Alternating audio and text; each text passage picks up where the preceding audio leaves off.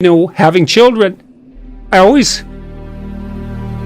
suppose too, this has been enhanced by my ill health in recent years, but I always feel that it's a privilege to spend time with my children. And I have some sense of how fast time goes. I've always had a very acute sense of the finitude of existence. And this is a good hint for people who have children, but with regards to your family members at all, is don't take it for granted. Every second you get that isn't painful, you should cherish.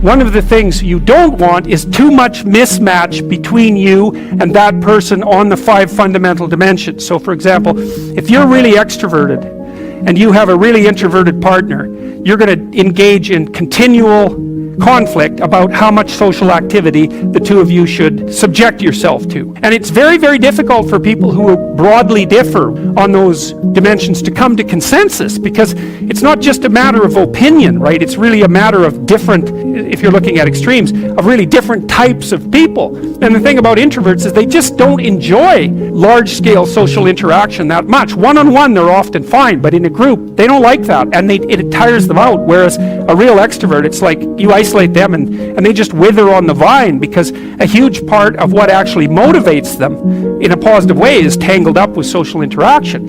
And so if you're an agreeable person and you have a particularly disagreeable partner, you're also going to run into problems, because the agreeable person will say whatever you want whenever, and the disagreeable person will say, well, I'd like to know what the hell you want for a change, and be much more harsh and much more demanding in the situation. And the agreeable person is going to find the disagreeable person harsh and unpleasant, and the disagreeable person is going to find the agreeable person wishy-washy and unable to stand up for themselves. And again, that's actually one of the primary sources of tension between men and women, because women tend to be higher in agreeableness than men. It's about half a standard deviation, which is quite a large difference by psychological standards. And so what that means fundamentally, just so you have some sense of how large an effect that is that if you have a group of men and women and you pick out random pairs, the woman is going to be more agreeable than the man 60% of the time. So that's not an overwhelming proportion, but it's reliable, and it's quite large by psychological standards.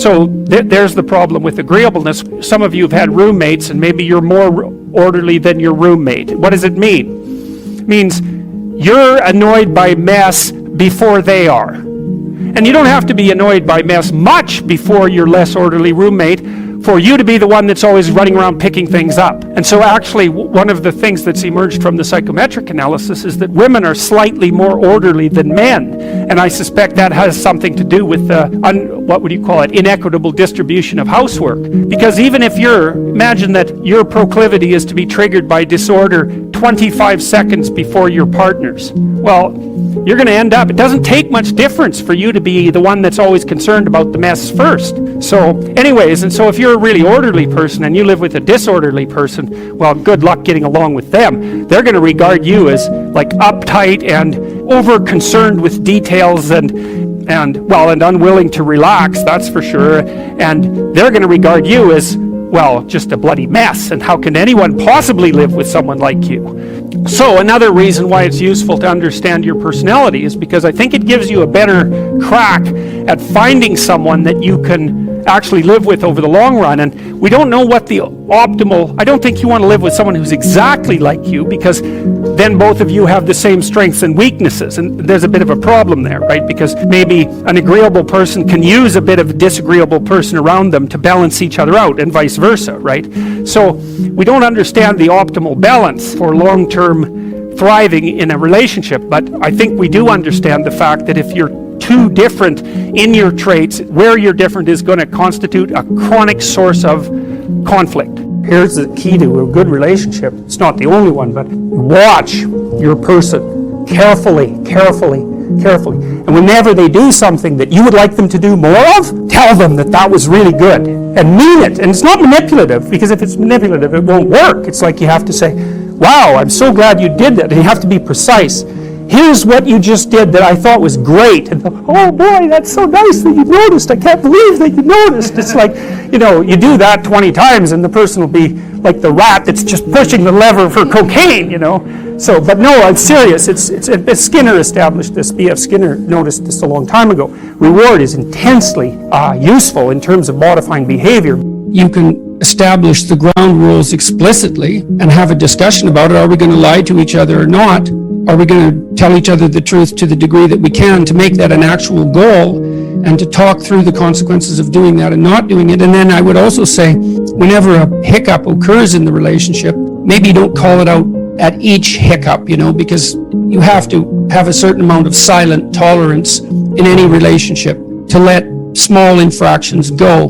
But if they repeat, my rule is 3 times. And it's the rule that I share with my wife. If something happens 3 times that is causing emotional upset, anger, jealousy, disappointment, resentment, frustration, any of those things, anything that you don't want to experience and that you especially don't want to experience repeatedly, then you can call it out. And if you have 3 examples, your case is much better made than if you just have 1. I would also say that when you call it out, you could say, look, we were at a party the other night and it looked to me, I felt as if you were paying too much intense attention to Dave. Flirting going on there. That's what it looked like to me. There was some flirting going on there. And, that made me uncomfortable.